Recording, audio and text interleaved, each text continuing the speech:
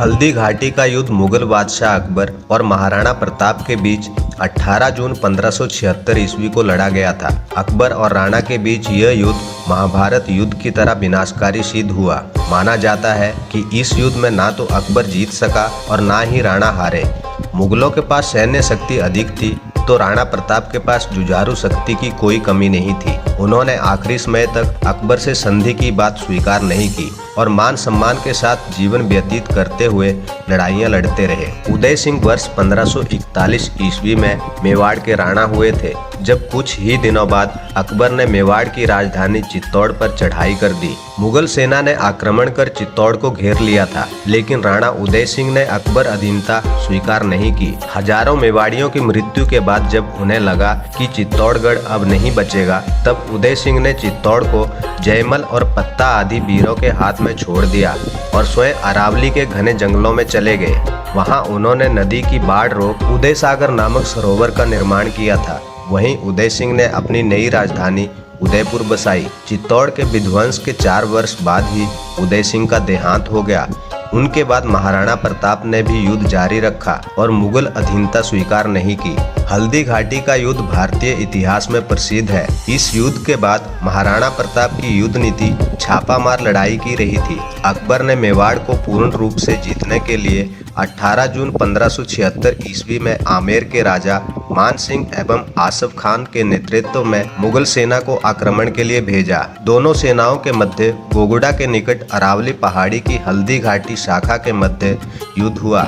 इस युद्ध में महाराणा प्रताप पराजित हुए।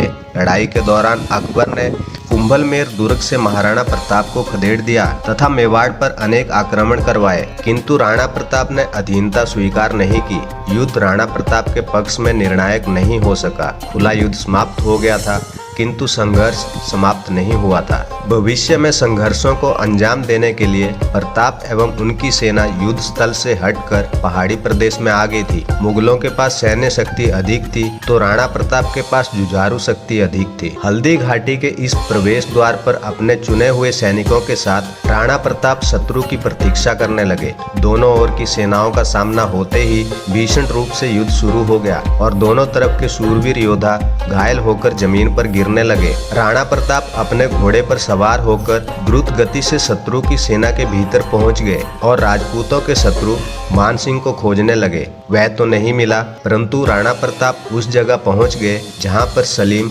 अपने हाथी पर बैठा हुआ था। प्रताप की तलवार से सलीम के कई अंगरक्षक मारे गए और यदि प्रताप के भाले और सलीम के बीच लोहे की मोटी चादर वाला हौदा नहीं होता तो अकबर अपने उत्तराधिकारी से हाथ धो बैठता। प्रताप के घोड़े चेतक ने अपने स्वामी की इच्छा को भांपकर पूरा प्रयास किया। तमाम ऐतिहासिक चित्रों में सलीम के हाथी की सूंड पर चेतक का एक उठा हुआ पैर और प्रताप के भाले द्वारा महावत की छाती का छलनी होना अंकित किया गया है। महावत के मारे जाने पर घायल हाथी सलीम सहित युद्ध भूमि से भाग खड़ा हुआ। इस समय युद्ध अत्यंत भयानक हो उठा था। सलीम पर राणा प्रताप के आक्रमण को देखकर असंख्य मुगल सैनिक उसी तरफ बढ़े और राणा प्रताप को घेरकर चारों तरफ से प्रहार करने लगे। राणा प्रताप के सिर पर मेवाड़ का राजमुकुट लगा हुआ था, इसलिए मुगल सैनिक उन्हीं को निशाना बनाकर वार कर रहे थे। राजपूत सैनिक भी राणा प्रताप को बचाने के लिए जान हथेली पर रखकर संघर्ष कर रहे थे, परंतु धीरे धीरे प्रताप संकट में फंसते जा रहे थे। स्थिति की गंभीरता को परखकर झाला सरदार ने स्वामी भक्ति का एक